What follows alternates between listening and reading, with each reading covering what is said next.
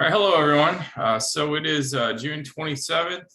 We're going to continue on with chapter 10. We left off on slide 36, so please go to slide 37. So I'll give you a minute to pull that open.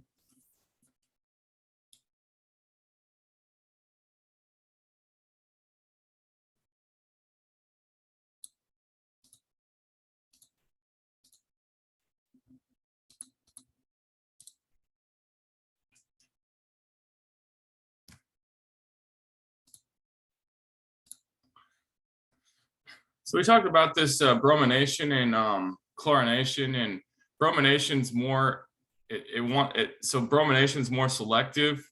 It's going to want to go to the more carbon that's more that has more stuff on it. And what do I mean by that? Substituted. That's a more stable radical for that type of reaction. So for bromination, the stability of the transition state largely depends on the stability of the resulting carbon radical. So the more stable the carbon radical, the more likely, it's going to go towards that end of the carbon. And they give a good example on, let me see. It says, thus bromination is more selective for the lower energy pathway. And if I just go back, I just want to show this to you. I know we did talk about this last week, but the first step for bromination, the activation energy for the first step is very large compared to chlorination. Remember, fluorination, that's not going to happen. It's just, it can happen. It's just really reactive. You have no control over fluorination. So really you only have chlorination and bromination. And the activation energy for ionation would be so large that, it'd be off the chart here. So we're looking at chlorination and bromination. We can see that the bromination has a much higher activation energy. And this is going to play in part where it's going to be adding on the compound.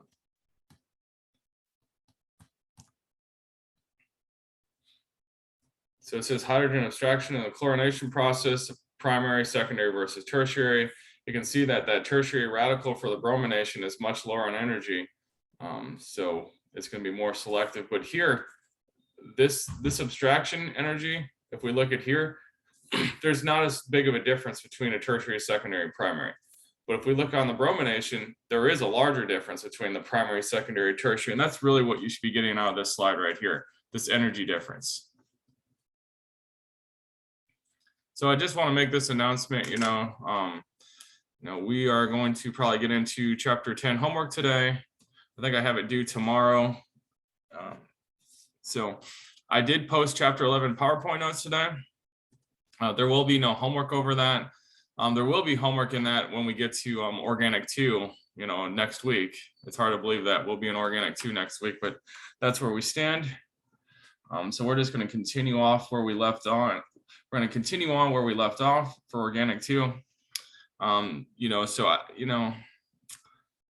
have a decision to make. If we get through the chapter 11, I'd still have to go through chapter 11 again with the new students, because right now we have 32 students in this class. We're going to gain 15 students next semester. So I might just give you the day off after this, or you can have any questions that you want to ask me about this material, because we're going to have to go through the chapter 11 PowerPoint notes again. But we can go through that, and the second time you see it, it may be a refresher too. So here you can see that the bromination clearly goes to where we have a tertiary carbocation versus that primary carbocation. It's not going to really go there. Chlorination is a mix of both. It's a little more mixed to the tertiary. As you recall, just on this slide, the tertiary is more stable. It takes less energy. So, it's going to have a preference, but look at the difference between, how much we get. We get 100% versus 65%. So bromination at the tertiary position happens 1,600 times more often in this compound than at the primary position.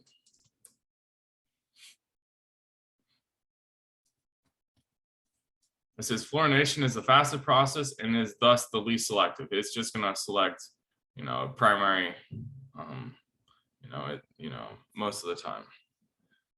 It says predicting the selectivity of radical bromination. Well, I guess even for fluorination, tertiary, I meant to say tertiary is going to be the most stable for all of them. But you can see it's really hardly any change, 1.2 and 1.4. here we see that this is really large, 1 to 82 to 1600.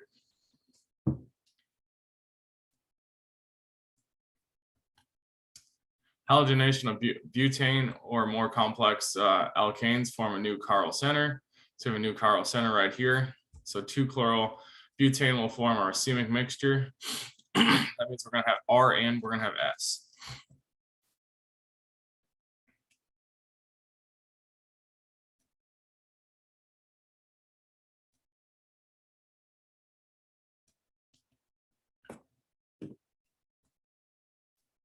Since whether the free radical carbon is sp2 or rapidly converting sp3, the halogenation abstraction will occur on either side of the plane.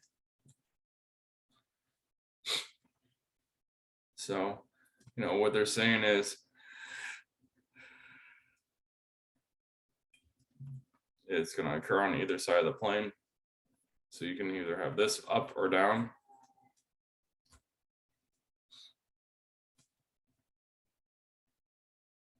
Says there's a total of 3 monosubstituted products formed in the halogenation of butane. Remember, you have your hydrogens coming back in this one, you have it coming forward in this one. So if we just count this, let me see, 1, 2, 3, this would be your S, so this should be your R. No, 1, 2, 3, S, you flip it to make your R, and then obviously we have it on the tail end right here.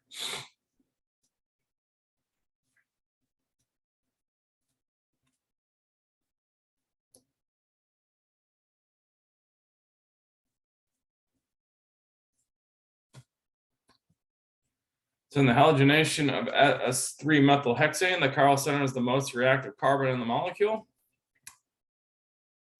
Our racemic mixture will be obtained here, so we'll get our R and S. The chiral center is a tertiary carbon and has a weaker carbon-hydrogen bond than the secondary and primary.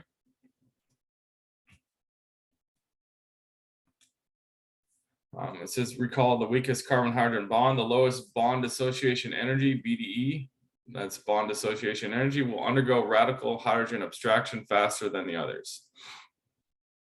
Alkenes selectively undergo hydrogen abstraction at the allylic carbon. So here's the allylic carbon right here and here.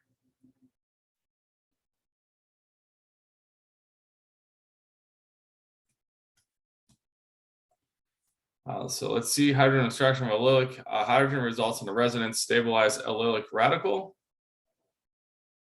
They show you that resonance stabilization right here. I'm looking at this thing. So bromination of alkene is selective for the allylic carbon.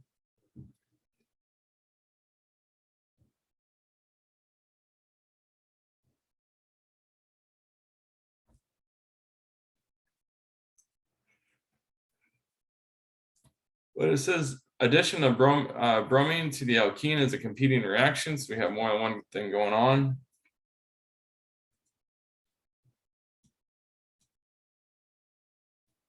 And what do they mean by that? I mean, here we have the radical reaction, and here we have, you know, remember how we talked about this right here?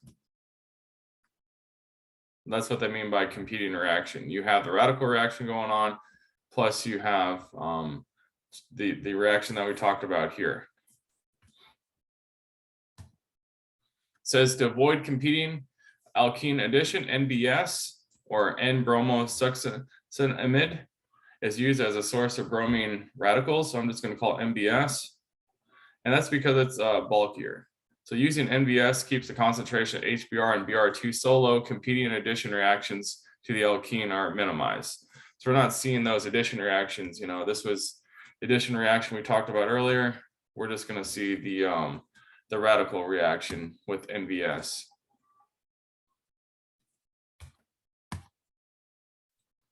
So propagation produces the allylic radical and HBr. So here we see the propagation. HBr produced reacts with the NBS to form Br2. And this Br2 then continues propagation and the formation of the product. So we continue this. We add the bromine to the compound.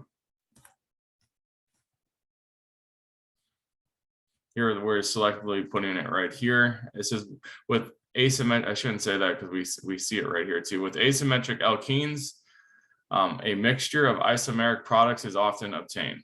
So with asymmetric, they're not symmetrical. The radical is delocalized on the 2 carbon atoms.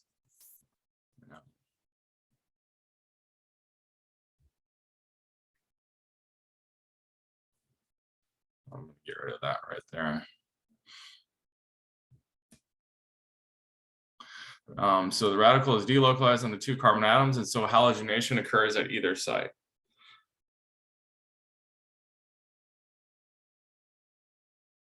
And this is obviously after you take off the hydrogen right here. Otherwise, you're not going to just have a radical like that. You know, so you have to have hydrogen abstraction. You know, it's going to be taken away. Once that hydrogen is taken away, let's get rid of it now. Now you're going to have that radical here. So you're just going to draw in your barbed lines like this. So that'd be 1. If we do that, then we're going to get this here. Then we can make it go back. And we're going to go back here.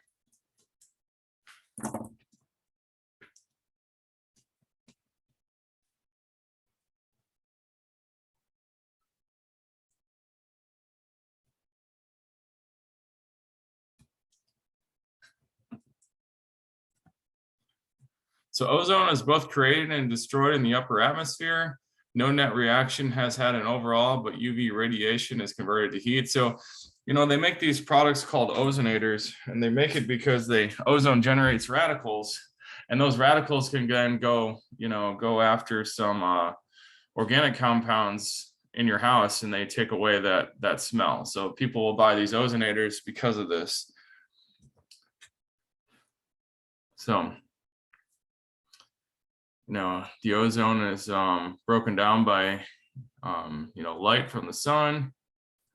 You know, you can also make ozone by just combining O2 and ozone radicals, and you can get ozone.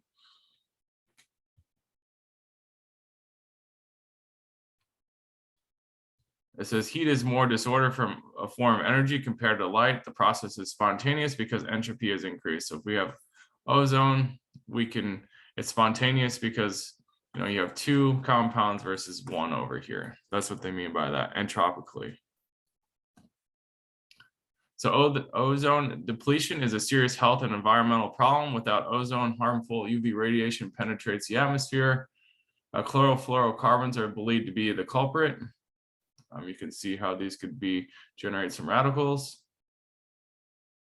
They reach the upper atmosphere and react with UV light to form chlorine radicals. So once they form the radicals, they can go on to, you know, take out the ozone.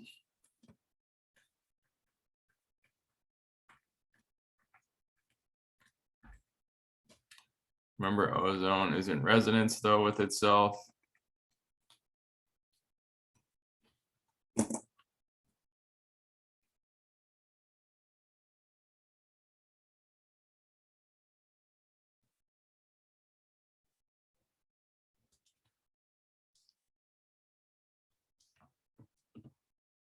So, oh, sorry about that. Click the mouse wrong. So we have our initiation, you know, with our light. Now we have this chlorine radical. And if you recall this, no. Now this is going to be, you know, if we have the chlorine radical,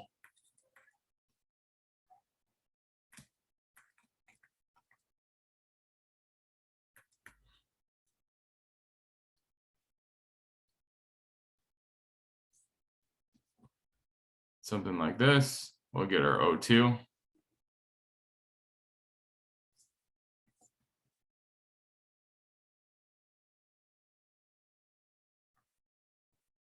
Oh no, if we do this, oh.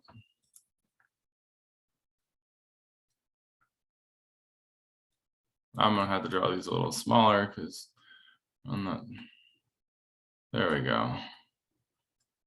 There.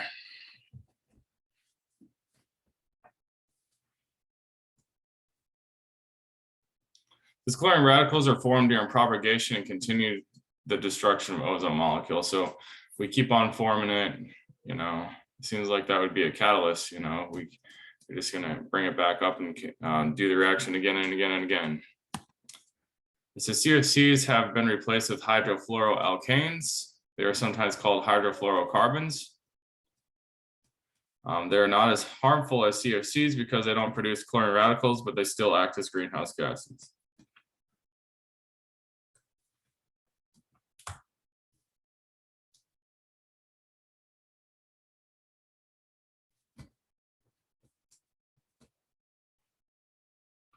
Autooxidation is a process by which organic compounds react with atmospheric oxygen to form hydroperoxide. I said the process is generally very slow.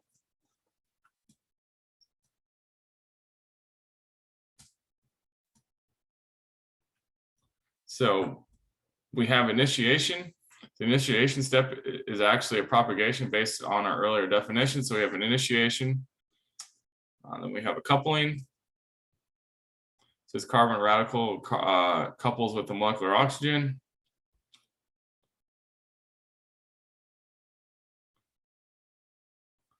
Sometimes it's just good to think about stuff.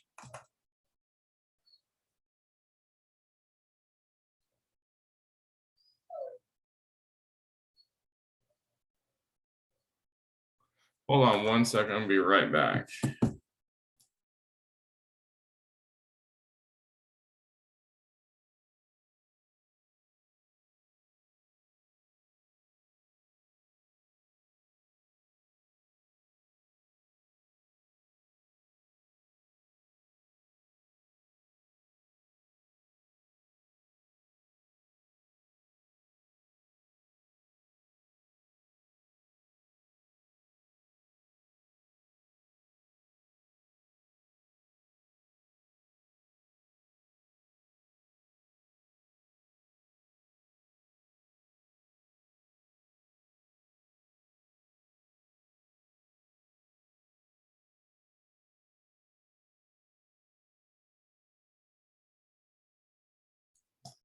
All right, I apologize for that. I had to let a dog out. Really had to go to the bathroom. So let me see, where am I here? I'm at the propagation step.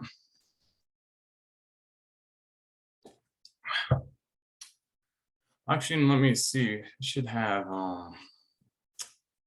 my periodic table real quick. Always good to have a periodic table on you. Chemistry book. 8. A total of 6. Well, let me see. 1, 2, 3, 4, 5, 6, 7, 8, 9, 10. It does have 12. So what they did was they took this. Oh, so I'm gonna redraw this. So oxygen usually looks like this, right? And it has 6 outer electrons. So 6 plus 6 equals 12. If we count this, we got 1, 2, 3, 4, 5, 6, 7, 8, 9, 10, 11, 12. So we have 12 electrons here. How you get from here to here, you know, you just break this double bond here. It goes here. So if we do that, then we're going to get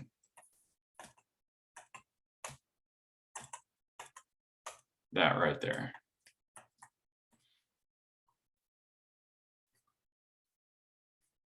Then you can see how we have coupling then. So a carbon radical couples with molecular oxygen. And we have a hydrogen abstraction.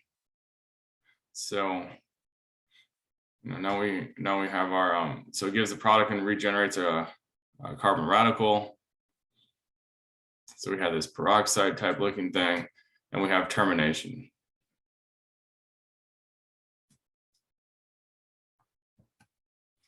So propagation steps can be more precisely defined as the steps that add together to give the net chemical equation. So if they're on both sides, we get rid of it. You see it's on the left, it's on the right, so we're getting rid of it.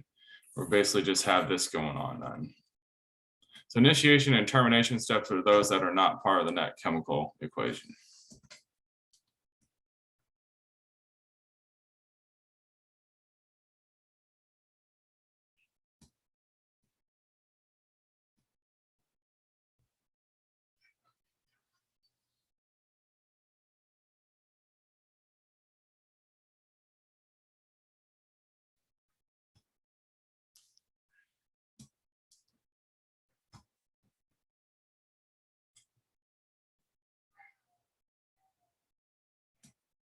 All right. So does anyone have any questions on this before we move on?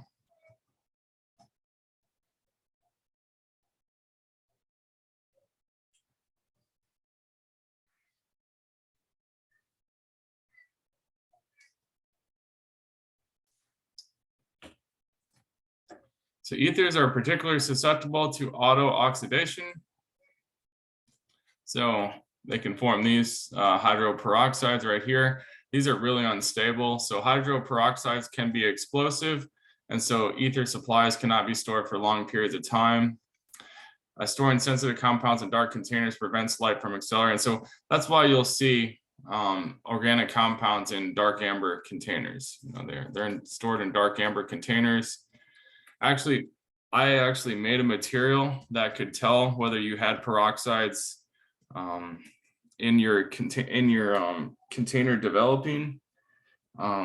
It would turn color. It would turn from a blue to a green, and it would turn this color through peroxide reactions.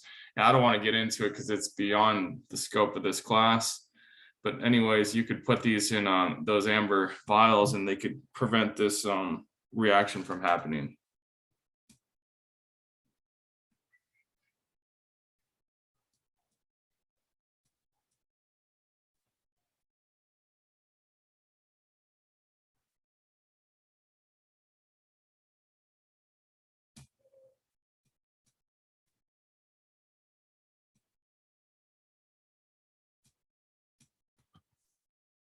So triglycerides are important to a healthy diet, but also susceptible to auto-oxidation. Allylic carbons are especially reactive. So auto-oxidation causes food to become more rancid and toxic. And they're just giving you some examples. BHT was a thing that was a preservative, but it's not very good for you. Foods with unsaturated fatty acids have a short shelf life unless preservatives are used. I know a guy that was actually going out to measure BHT. I forgot exactly what the complications it can cause, but I do know it wasn't very good for you.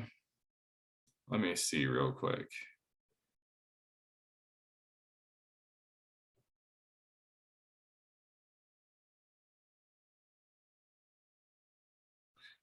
It's because some data have shown it does cause cancer in animals. That's why he was out measuring that.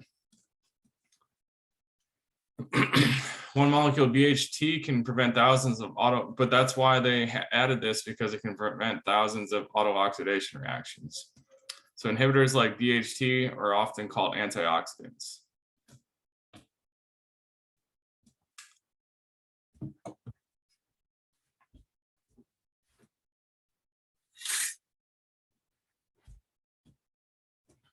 So natural antioxidants prevent the oxidation of cell membranes and other biologically important compounds. Vitamin E is hydrophobic and finds its way into cell membranes. It's hydrophobic because look at this long chain. Vitamin C is polar. Well, it's polar because look at all these groups right here. And functions in polar mediums such as blood. So we learned in chapter 9 about the HX will add across a carbon-carbon double bond with anti-Markovnikov regioselectivity. That means it's adding to the less substituted end. So without peroxides, it's going to be adding here, and with peroxides, it's added here. Remember, we added this peroxide to make it selectively go over here. The peroxides initiate a radical mechanism of addition. Different mechanism means different selectivity.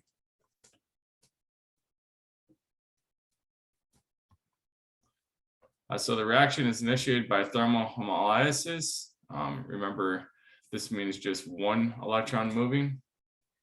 You can have heterolysis and homolysis of the peroxide, which initiates the formation of a bromine radical from HBr. So we talked about heterolysis, that was both electrons moving. Homolysis just means one electron moving. So you have a homolytic cleavage with heat. We have 1 versus 2. So entropically, you know, this makes sense, but you had to add heat to it because you look at that delta H. That's delta H is positive. We talk about delta G equals delta H minus T delta S. You know, you want G to be negative for a spontaneous reaction. So this is more of a spontaneous reaction than this. You can see that we had to add heat to it to make it go. But entropically, you know, this is better entropically because you have 2 versus 1. Here we have the hydrogen abstraction. This forms a bromine radical and it can go off and do other reactions.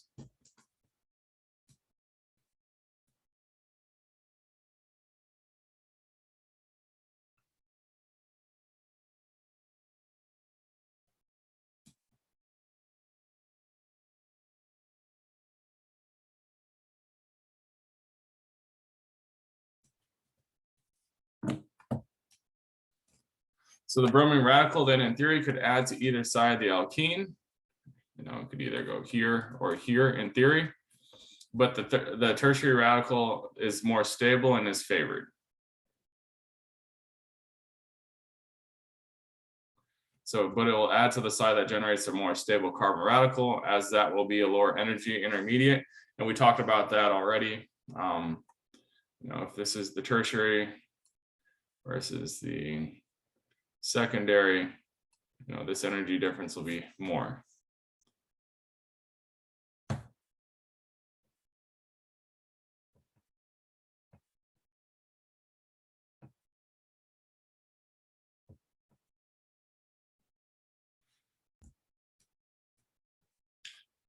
The bromine radical adds to the less substituted carbon of the alkene, generating the more stable, more substituted carbon radical. Let me just read that again. The bromine radical adds to the less substituted carbon of the alkene, generating the more stable, more substituted carbon radical. So we have this propagation right here. We have this addition. The bromine radical adds to the pi bond, giving the more stable carbon radical. We see where the carbon radical is here.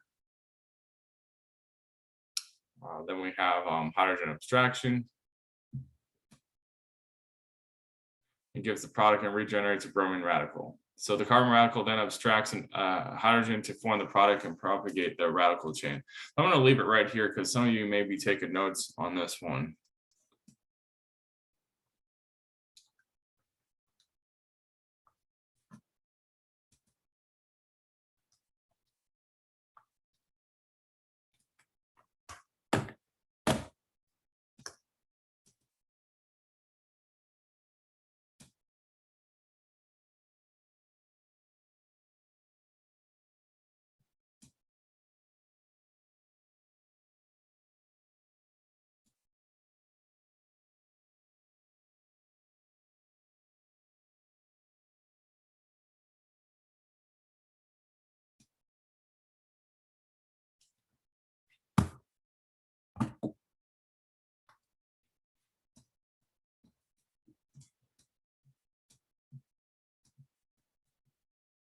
So that was the whole reasoning for it. It adds to the more stable carbo, but it'll add to the side that generates a more stable carbon radical. So most of the radicals in solution at any given moment will be bromine radicals. So a combination of them is typically the termination step. So we have this termination step.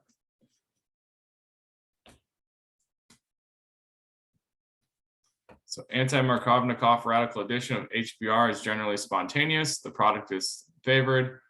A radical addition of HCl and HI are generally non-spontaneous. The reactant is favored.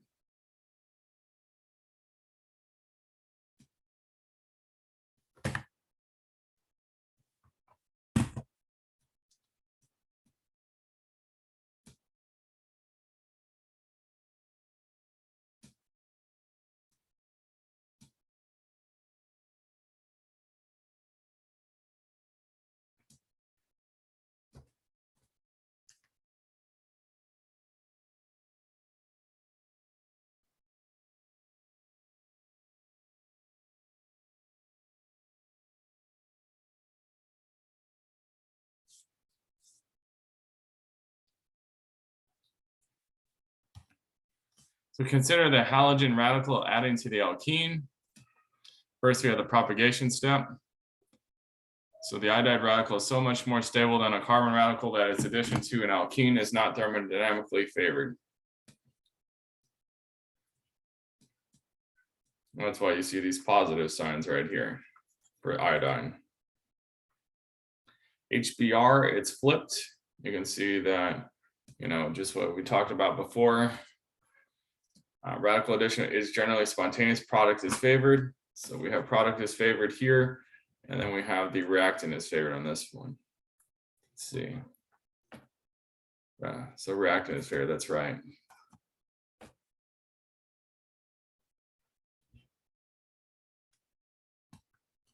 Now consider the product forming step right here. So extraction of hydrogen from HCl is not thermodynamically favored because of the instability of the chlorine radical.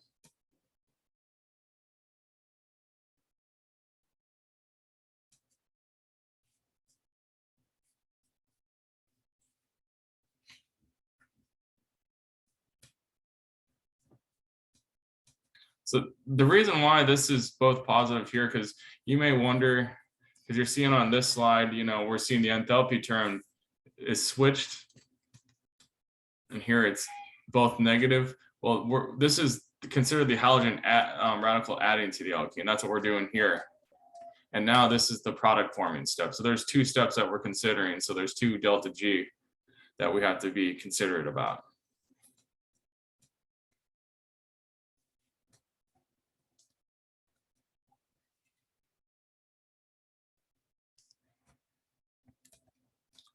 So recall that addition reactions often form a new chiral center. So we're going to have this new chiral center here. If the substrate is not chiral, then a racemic mixture will be obtained when. So why did it add on this side? Because remember, and the radical comes here. So if the starting alkene contains a stereocenter, then a mixture of diastereomers would be obtained.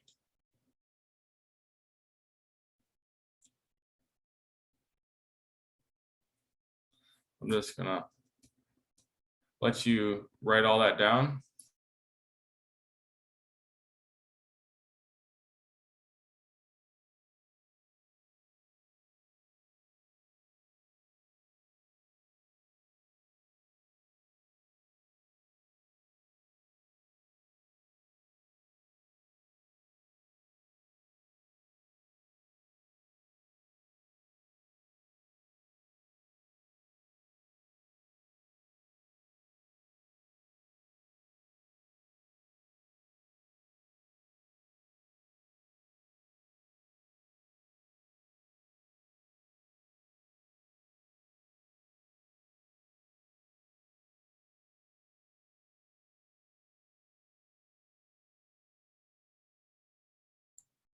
All right.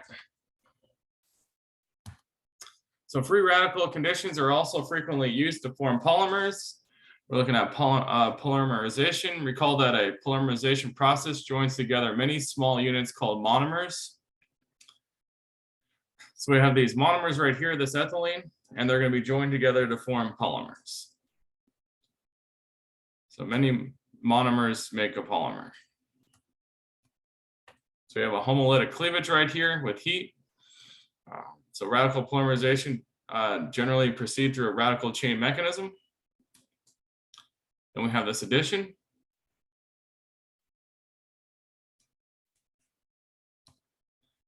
Then after the addition, we continue to have more additions. So the radical polymerizations generally proceed through radical chain mechanisms. Let's just go back through this.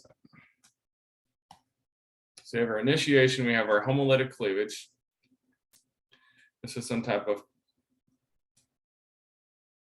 peroxide group right here. Then we have our addition. This is your ethylene group right here. If we go back, see this right here, this is your ethylene group. So we have this addition.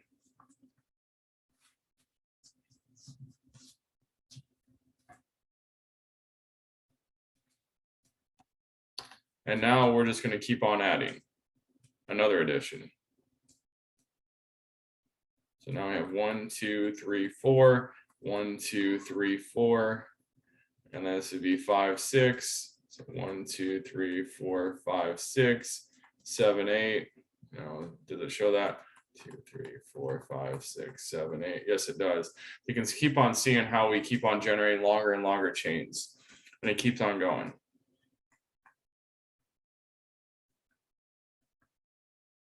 And then we'd have 10, and then so on. So the summation of propagation steps gives the overall net reaction.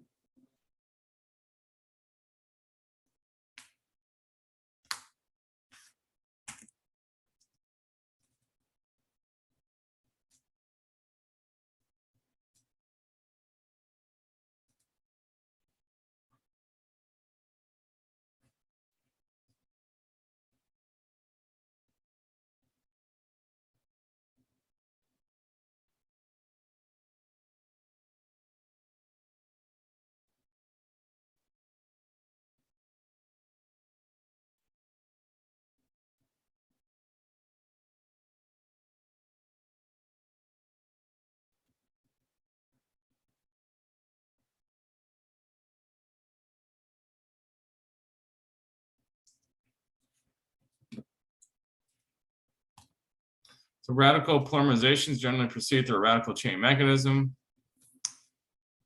And then the termination step, which means ending, is a coupling step. So here, what did they have? Well, they don't, this just means it's more carbons past this that they're not showing. Or a coupling step. Well, the coupling step is the termination step. So it destroys the two radicals. So it can either be destroyed by what it was initiated by, or it can be destroyed by another, you know, polymer that's a radical.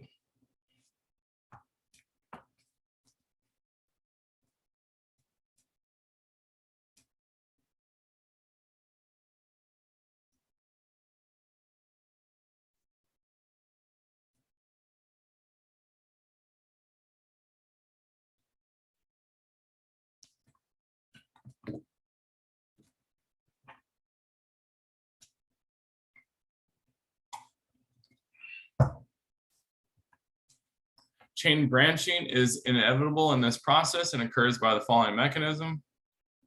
So not only can you have stuff added on the terminal ends, but you can have it being branched too, just like this shows. So highly branched polyethylene forms flexible plastic. Example, a squeeze bottle. Unbranched polyethylene is brittle and rigid like a plastic bottle cap. So, you know, there's different mechanisms to form, you know, either the branched or the unbranched. And whether you get the unbranched or branched, you can use your materials to make different products.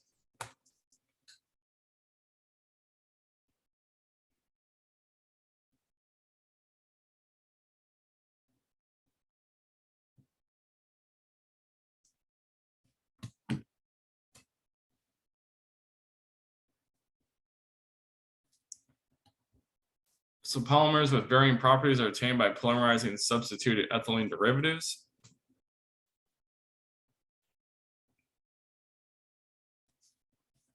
So here we have propylene. It has 1, 2, 3. And it is an ethylene derivative. It can be used to make carpet fibers, appliances, and car tires. Here we generate polypropylene, PP. And I just had a carpet put in my house, and it was polypropylene. You know, they also make nylon carpet. They also have wool carpet. Wool carpet will be your most expensive carpet, followed by nylon, followed by polypropylene. Then we have styrene. Generates polystyrene. This is a phenyl group right here.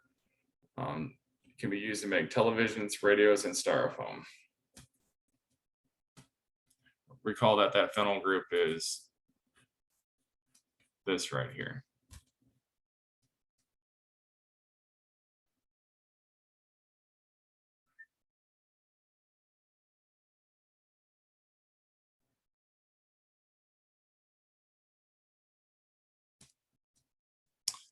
So polymers with varying properties are obtained by polymerizing substitute ethylene. So same thing. So then we have, they're just going through different examples. Now we have vinyl chloride and tetrafluoroethylene. And this vinyl chloride is used to make PVC, which it can be used for plumbing, garden hoses, and different products. Teflon can be used for non-stick coating for frying pans or other things. I've had Teflon water bottles too. That can also be used for chemical containers, not just frying pans, because if we have a plastic bottle made out of Teflon, then more than likely the contaminants are not going to stick to the Teflon. So that's why they make some of these storage containers out of Teflon. So cracking of hydrocarbons produces smaller alkanes and alkenes. And that's what they're showing right here. We went from 1, 2, 3, 4, 5, 6, 7, 8, and 1, 2, 3, 4, 5. And here's a 3. Hydrocracking is done in the presence of H2 gas, forming only alkane products. Here we see that we got rid of the double bond and we're forming only alkane products. And reforming is also a radical process producing branched alkanes. You can see this right here.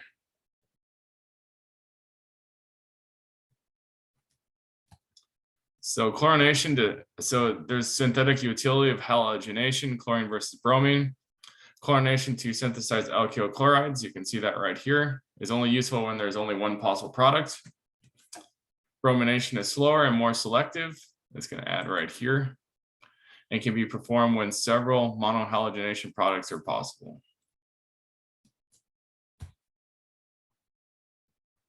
This is overall the real advantage of halogenation is functionalization. In other words, unreactive alkane, which can then be converted to other useful functional groups. So if you remember, we can't just add bromine to this, otherwise we'll get competing reactions. So we use NBS. Remember, it was like that 1600 to 1 that we're going to put it right here. And then we can go through substitution, through SN2. So what you're doing is you're just putting this group on so you can make other products. So this X could be, anything else besides bromine. You could do elimination, then where you put the double bond and this leaves. So they're saying, okay, put these groups on so then you can do a further reaction. That's what they're doing that for. So radical reactions are synthetically useful and will be applied to multi-step synthesis throughout this text and course. So we'll be looking at that going on in organic too. We have the anti-Markovnikov. We put it on the less substituted side. We have the allylic bromination. We put it right here. And we have bromination of alkanes right there. So let's go ahead and take a 10 to 15 minute break. We'll come back around 11 and we'll continue on with the homework. All right, everyone, we're gonna resume with our with the homework. So I have it pulled open. So we are on chapter 10. Share my slides.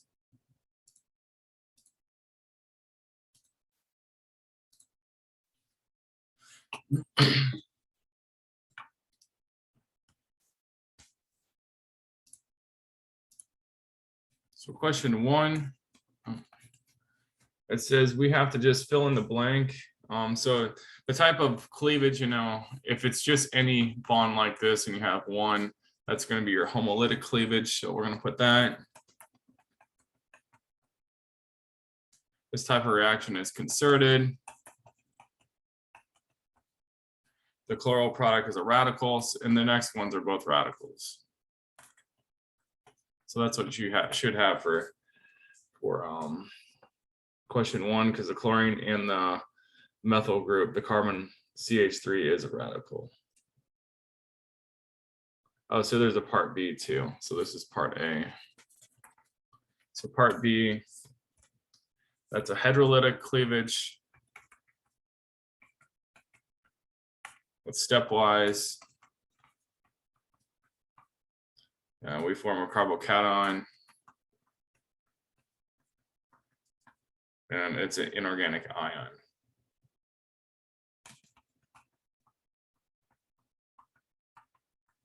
So that's 1.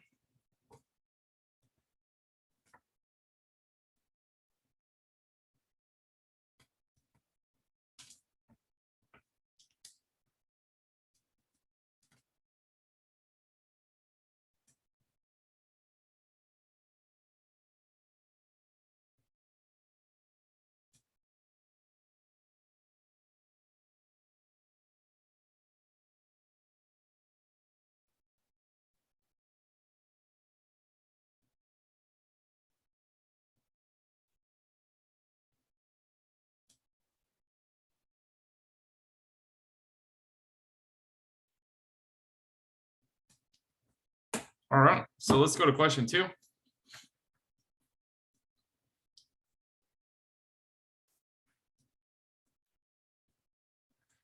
There's just one, so we have to put the most stable, so I'm just gonna put most, and that's gonna be the least.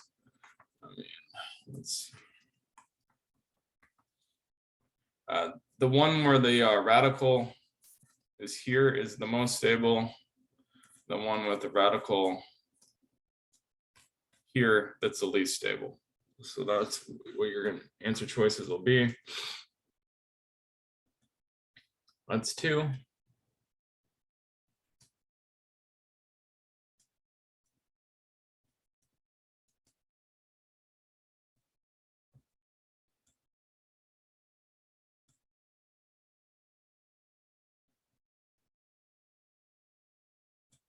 For 3,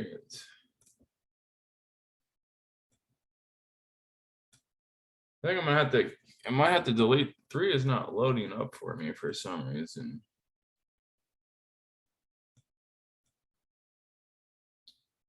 That's okay. Let's see.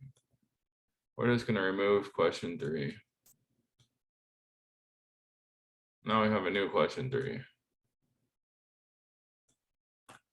All right, so let's go to 3.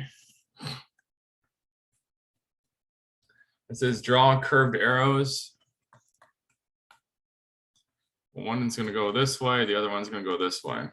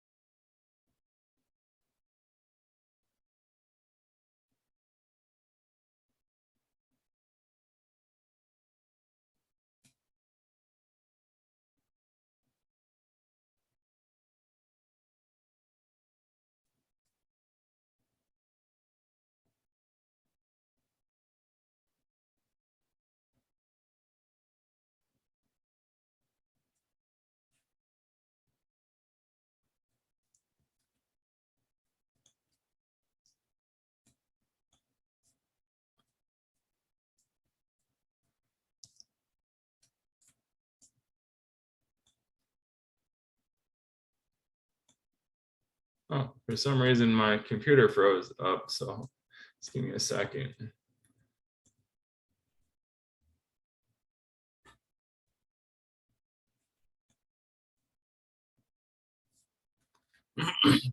Question 4, I'm going to write on the same slide. There's not much to it.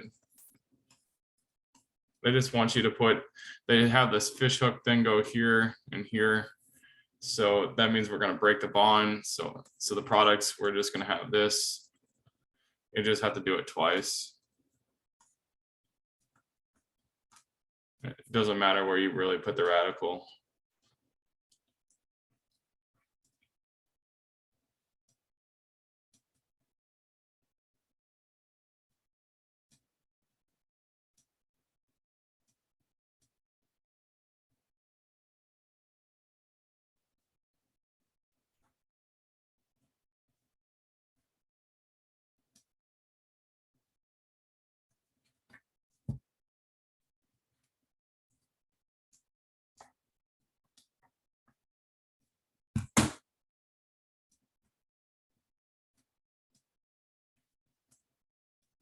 So let me look at 5 now. We're moving along pretty good. 5, I'm going to put on the same slide too. Again, there's not much to 5. It says draw curved arrows. We have CH3.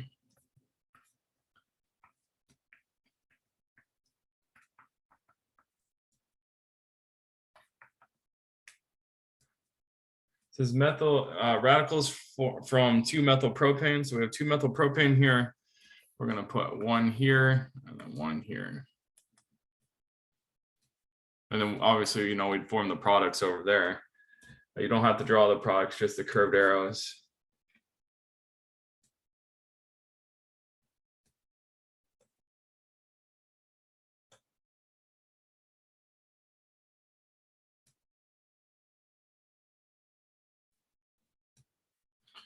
That was 5. Let me see.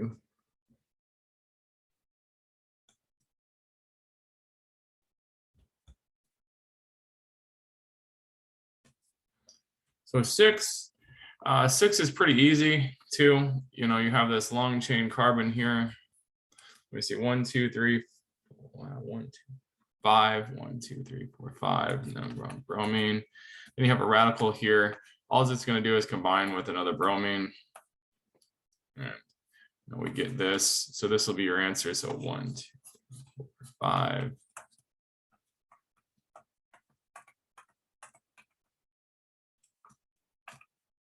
That was 6. 7 can go on the same slide too. It says classify the two reactions as ionic or radical. So we have a light reaction that's going to be a radical, and then the second reaction will be ionic. So we have option B, or the second choice.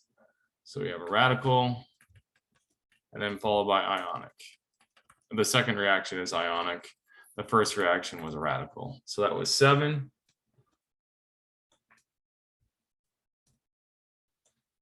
8, same type of stuff. It says classify the three reactions as ionic or radical. So we have reactions A, B, and C.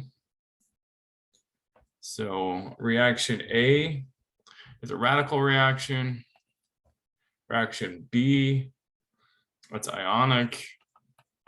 And reaction C, that's a radical.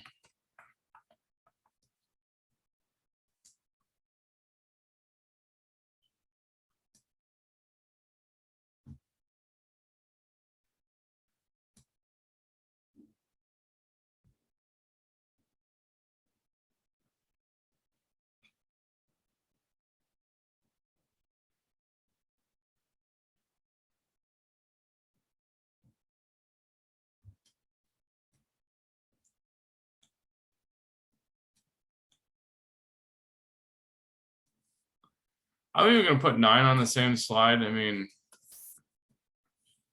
it says 9, select the correct definition for an initiation step. So initiation step is a step in which radicals are produced from non-radicals.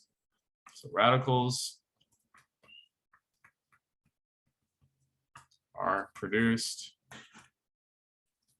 from non-radicals. That was option 1. Now we'll go to a different slide though. I mean, I don't want to keep on putting stuff here. So I'll give you, if you're still thinking about it, you know, I'll give you about 30 seconds to put it all in.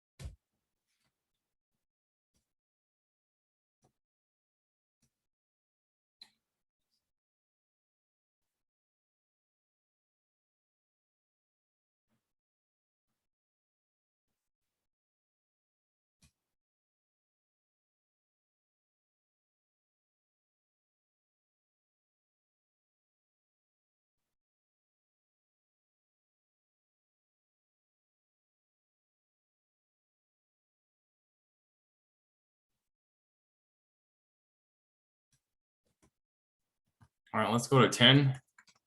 The 10 says select the correct definition for the termination step. You're going to select the last option. I'll just call it option C. One in which two radicals collide with each other, producing a neutral molecule. So we have, here's a radical, and they're going to collide with each other, and now they're going to form, this.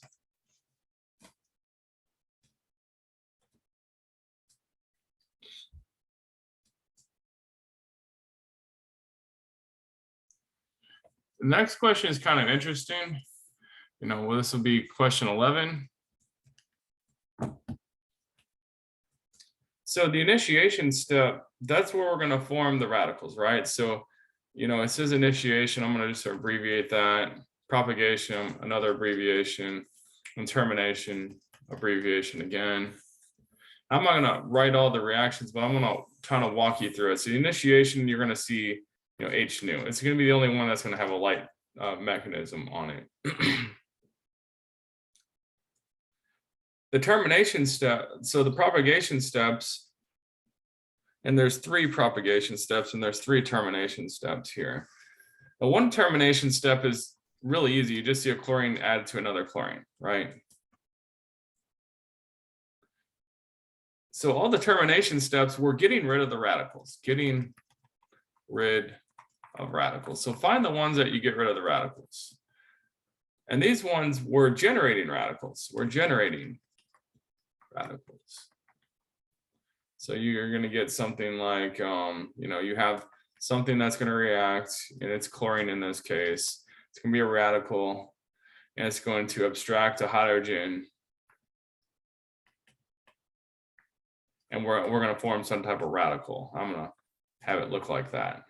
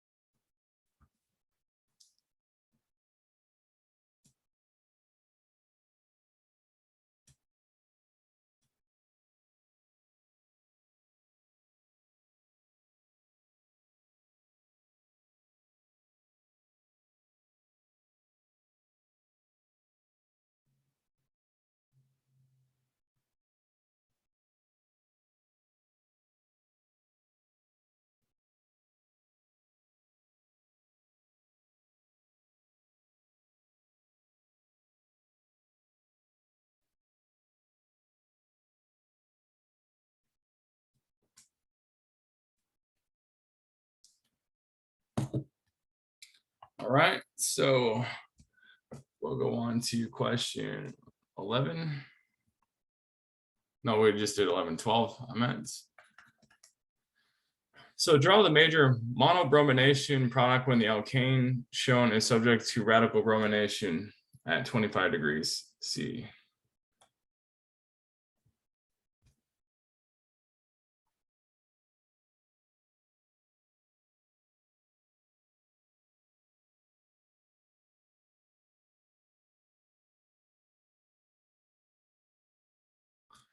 So if we have this right here, obviously this is gonna come off. I mean, the mechanism for that is just breaking, we break that bond right there, right? And we get this radical.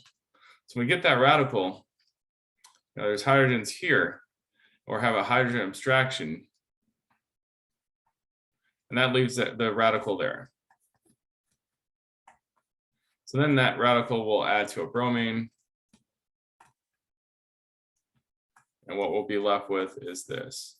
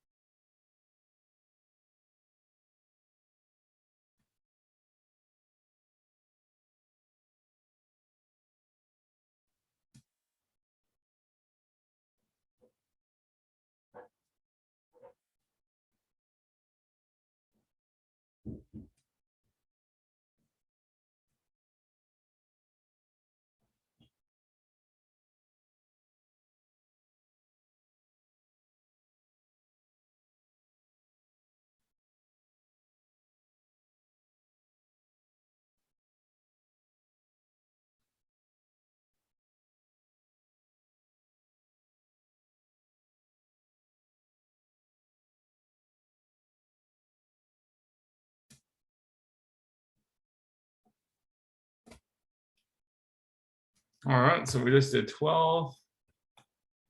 Let's go on. Let me pull open 13.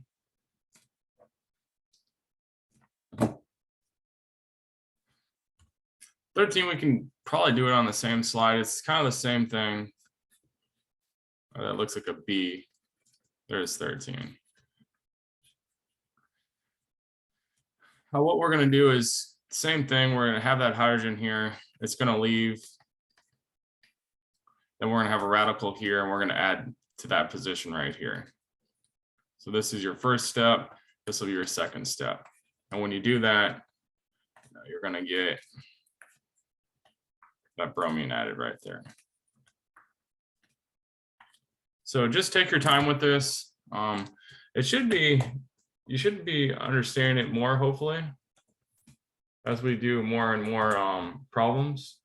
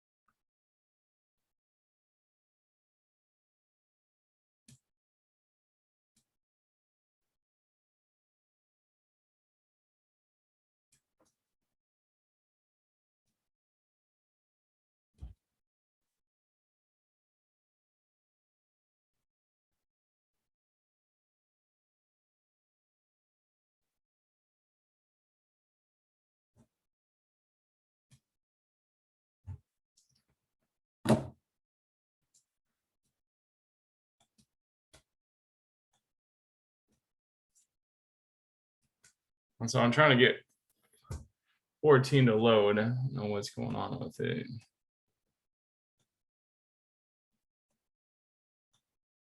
Oh, here we go. 14 is along the same lines again. We're going to put the bromine here, because that's going to form a tertiary carbocation. So wherever we're forming a more stable, not carbocation, or carbo radical, that's where we're going to put the bromine.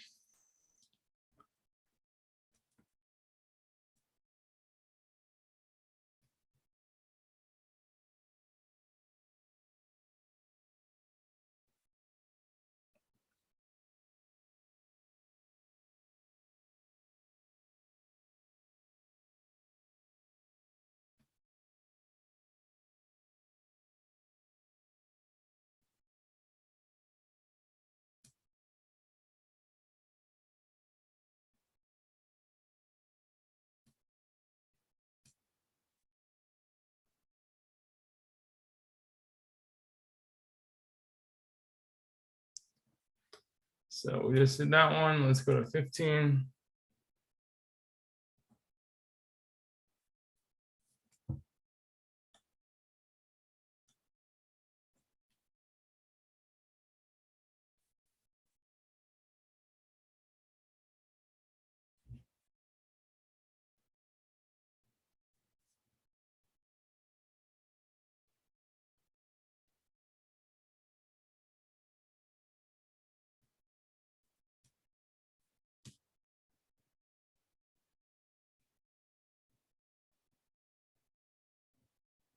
So the 15 is kind of not too hard. We have this.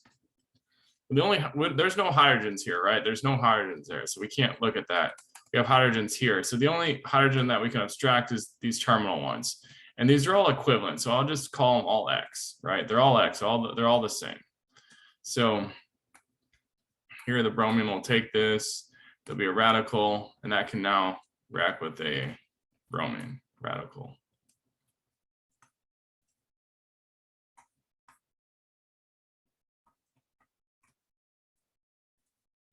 So we have that.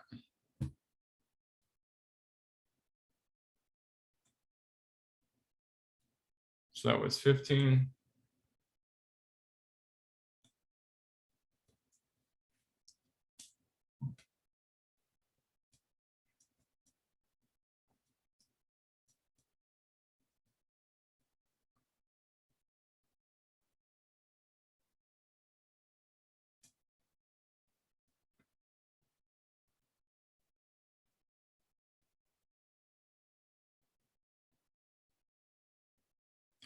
So we're moving along pretty good.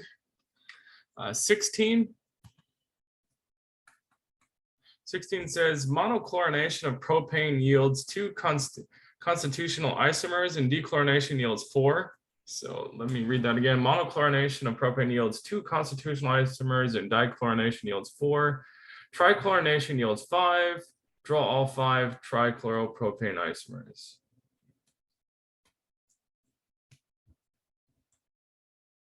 And they show you, okay, we have propane plus chlorine, and we get trichloro products. So we have to draw the isomers. So one of them,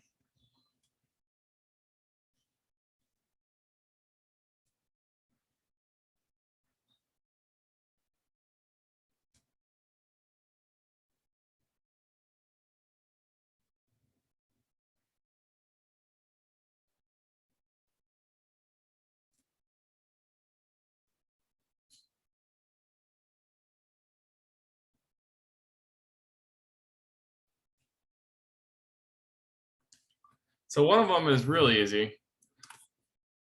You just put the chlorines here, right? So that's our first choice. Second one, we can put the 2 chlorines on the end. Third one, we can put them on the other, we can put them in the middle. So we're gonna just put the chlorines in the middle. And then we'll have one on the end. Fourth one, I'm just kind of trying to think about all the different ways you can put this stuff on. I think I missed one right here. Sorry about that.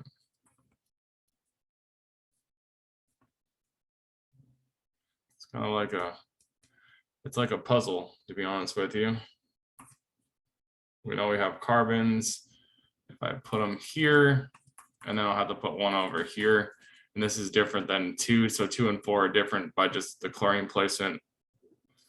And then 5, let's see. 5, we can just put them all on one carbon. So there's all 5 options then. I think I have, just make sure that you have 3 chlorines on it, and then you should be good to go.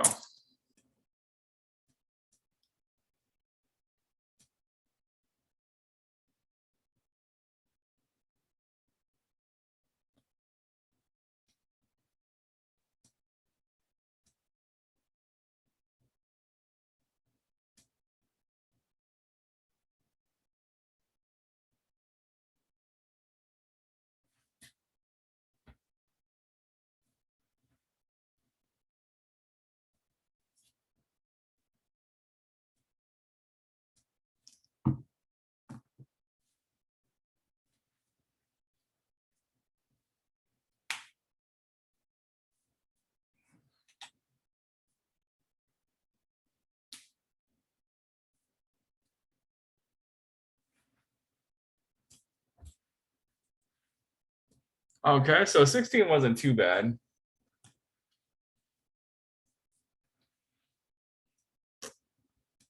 Does anyone need more time on 16?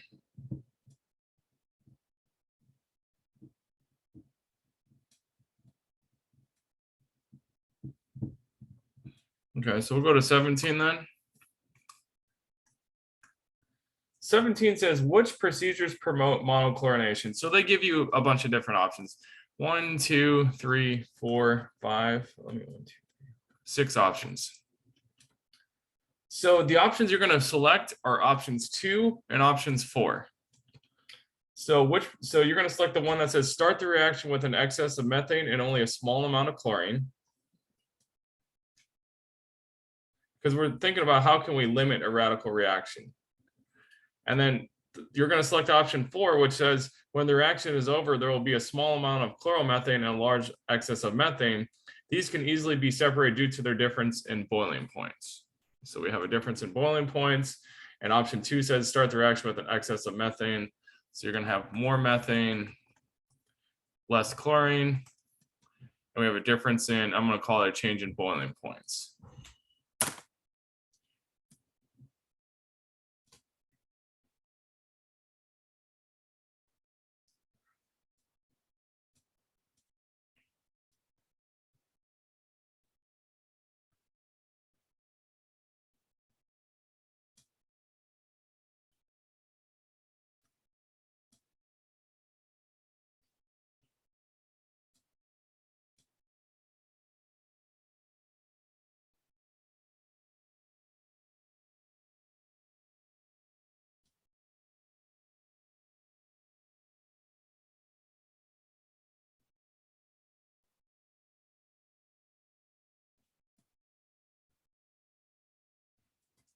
All right, so that's 17. Let's look at 18.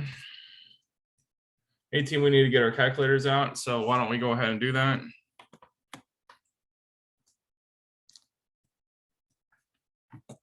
Let me see. Oh, let's see. Step 1, step 2, and step 3. So I'll call it S1, S2, and S3.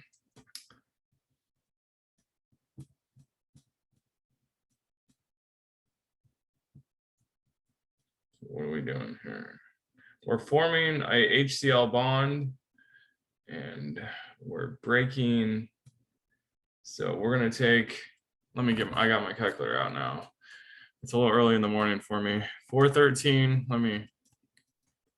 I think it's 2019. 413 minus 432 is minus 19. So you're going to take 413 minus 432 equals minus 19.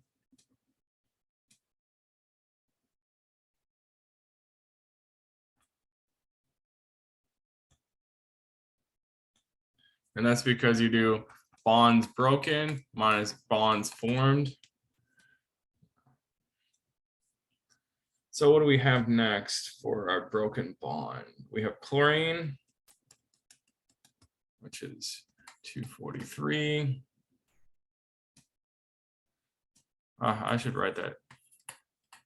This will be the last problem that we do today. 243 minus, what are we forming? We're forming that, so that's 355. Let me see if I can do this. That's 100 and then 12, so that'd be minus 112. I didn't do the calculator on that one. I just did that one. So let's see the last one. We're busting that chlorine. So that's 243 again. Bond's broken. And then we're forming that. Let me see.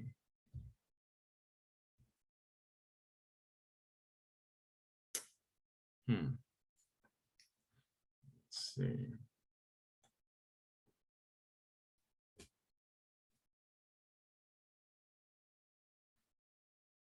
Oh, no, I know what we're doing for this one. We're just adding these up. Sorry about that. So the overall reaction, I don't, so this is the overall. So for the overall, you just add S1 plus S2. That's all you do. And that should be 20 would be negative 131. So that's the summation of S1 and S2. I don't know what I was thinking there. So we have minus 19, minus 112, and negative 131. So those are your answers for 18. And, we'll go ahead and stop. I know we'll be able to complete this tomorrow. We'll go into chapter 11. Like I said, we won't have any assigned chapter 11 homeworks. We may do a couple problems, but they'll be unassigned. That way you can at least see, some chapter 11 problems. Let me think about that though. So tomorrow we'll finish this up. We'll go into chapter 11. Wednesday will be our last lecture. And then next Monday, we just continue on. So I think we'll have chapter 11 done, to be honest with you. So next week, we'll be starting chapter 12, and that kind of makes sense, All right. So any questions for me?